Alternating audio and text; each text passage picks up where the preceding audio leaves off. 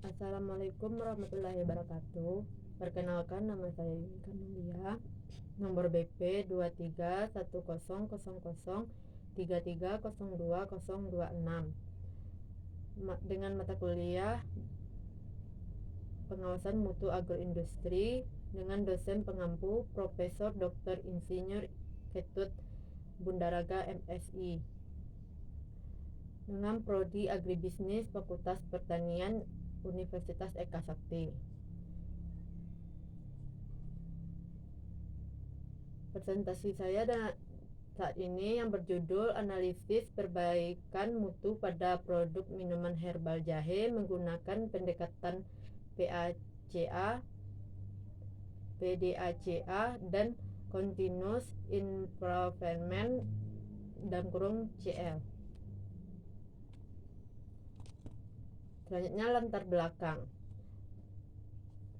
Mutu merupakan salah satu aspek yang sangat penting dalam industri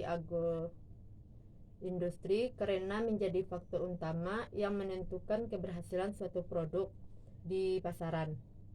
Produk yang memiliki mutu tinggi akan memberikan kepuasan kepada konsumen, meningkatkan loyalitas pelanggan, dan memperluas pangsa pasar, serta meningkatkan daya saing dan keuntungan perusahaan. Adapun tujuan penulisan ini yaitu yang pertama mengidentifikasikan masalah mutu produk minuman herbal jahe, yang kedua menganalisis akar penyebab masalah penggunaan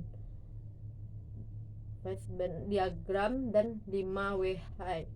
Yang ketiga menyusun tindakan perbaikan menggunakan metode PDCA. Yang keempat menyusun program CL. Yang kelima mengevaluasi aktivitas tindakan perbaikan mutu. Selanjutnya studi kasus, yaitu yang pertama identifikasi masalah mutu, yaitu deskripsi produk yang menjadi objek dalam studi kasus ini adalah minuman herbal jahe. Minuman herbal jahe merupakan salah satu produk agroindustri yang dibuat dari ekstrak rempah jahe dengan mengembangkan gula dan air sebagai bahan baku. Dalam proses produksi minuman herbal jahe terdiri atas beberapa tahapan yang saling berkaitan. Setiap tahapan memiliki potensi risiko yang dapat mempengaruhi mutu produk apabila tidak dikendalikan dengan baik. Yang pertama, seleksi bahan baku. Yang kedua, pencucian. Yang ketiga, pengupasan. Yang keempat, menghancurkan. Yang kelima, perebusan. Yang keenam, penyaringan. Yang ketujuh, menambahkan gula. Yang keenam, pengisian ke botol. Yang sterilisasi, dan selanjutnya penyimpanan.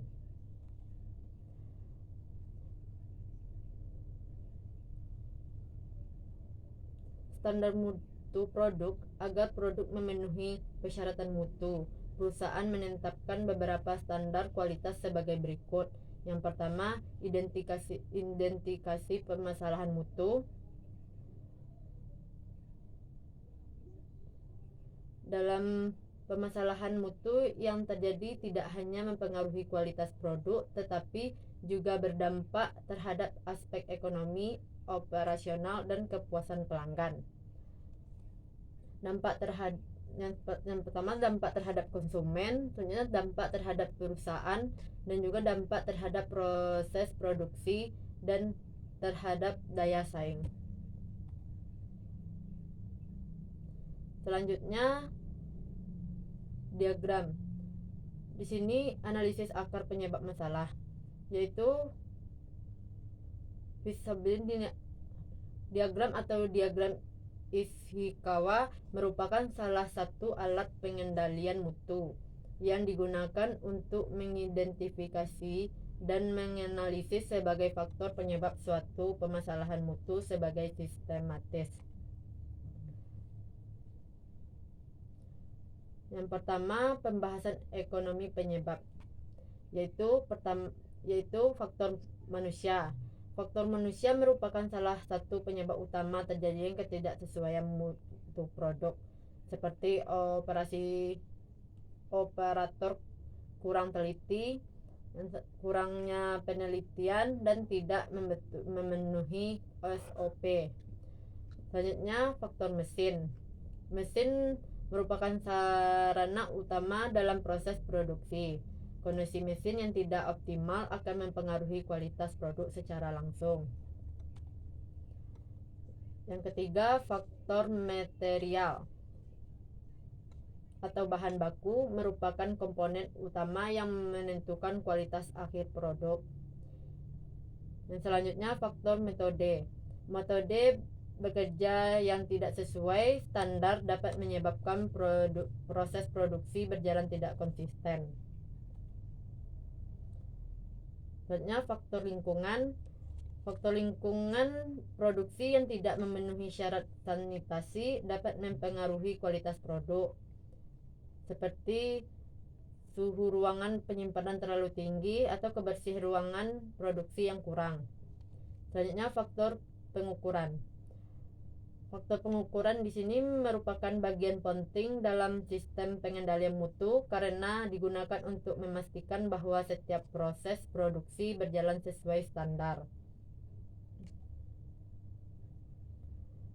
Selanjutnya, penerapan PDCA.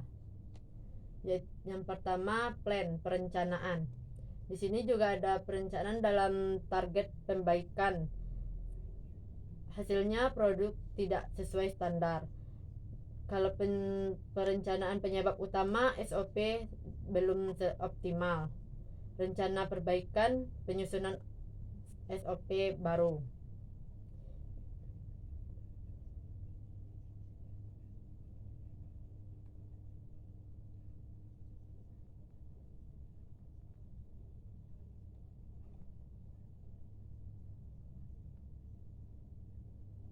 Selanjutnya, DO pelaksanaan. Yang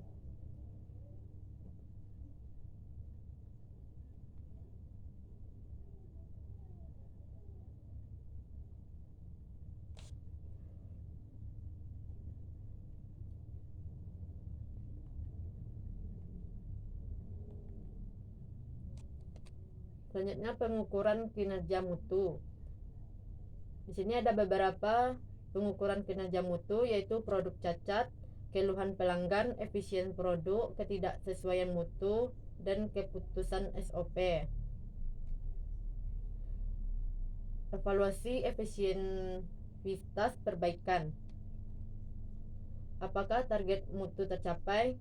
Ya, produk tercatat menurun dari 12% menjadi 2%, sehingga target perusahaan berhasil dicapai. Yang kedua, faktor keberhasilan. SOP dipengaruhi. Yang kedua, kelebihan.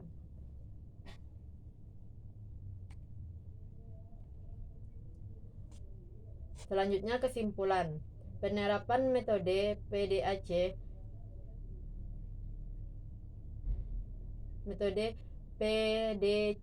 dan CL terbukti mampu meningkatkan mutu produk minuman herbal jahe analisis menggunakan diagram dan metode 5W menunjukkan bahwa penyebab utama ketidaksesuaian mutu berasal dari faktor manusia, mesin, metode, material, lingkungan, dan pengukuran.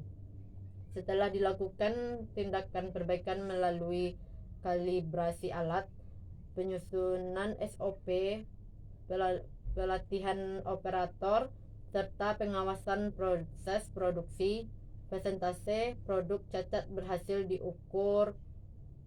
berhasil diturunkan dari 12% menjadi 2%. Efisiensi produk meningkat menjadi 97% dan keluhan pelanggan menurun menjadi 1%.